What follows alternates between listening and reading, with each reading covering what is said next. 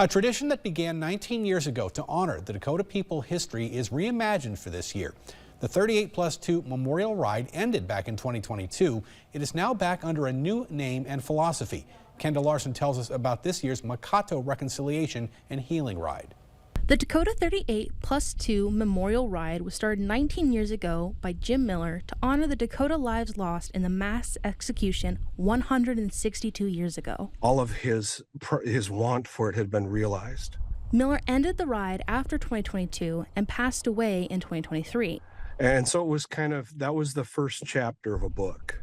The community surrounding the ride did not want to see it end completely, so they began the journey to create something new. It is now called the Makato Reconciliation and Healing Ride. To bring not only advocacy, but to give people something to hope for. The new ride will have route changes, but it will still be a 16-day, 330-mile ride from South Dakota to Minnesota. So that the Dakota 38+2 ride could rest and a next generation could begin. The route will hit new towns and landmarks such as Sleepy Eye and Jeffers Petroglyphs. Just to expand on our, people's awareness and knowledge of the other things that are all around our great state where things happen. The journey is long and tedious. It's a prayer journey. We understand the necessity of it.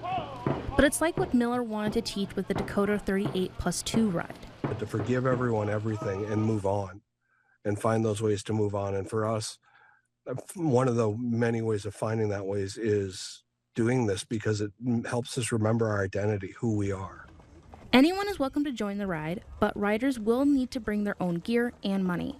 Shelter and some amenities are provided by towns along the route. Kendall Larson, KYC News Now. The ride starts December 10th in Lower Brule, South Dakota, and ends December the 26th in Mankato at Reconciliation Park.